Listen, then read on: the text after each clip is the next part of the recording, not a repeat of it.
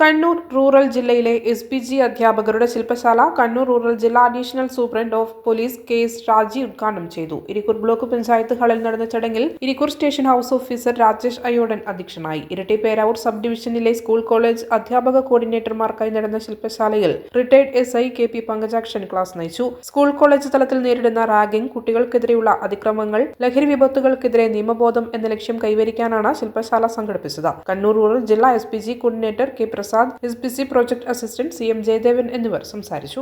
ഒരുപാട് വാർത്തകൾ നമ്മൾ തന്നെ അനുഭവിക്കുന്ന കാണുന്നതായ വാർത്തകളാണ്. നമ്മുടെ പരിസരങ്ങളിലൊക്കെ അവരെ ചതിക്കുഴിയിൽ ആഴ്ത്താനുള്ള ഒരുപാട് ആളുകൾ കാത്തിരിക്കുന്നുണ്ട്, ഒരുപാട് മാധ്യമങ്ങളുണ്ട്, ഒരുപാട് ആളുകളുണ്ട്.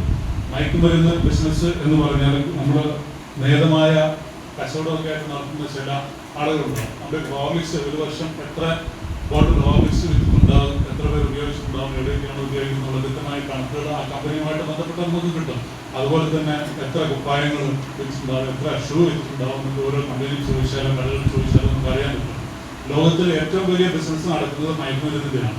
അതിൻ്റെ കണക്ക് അപ്പോൾ നിങ്ങൾ കരുതുന്നു അതാണോ ശരിയെന്ന്? അതാണ് ശരി.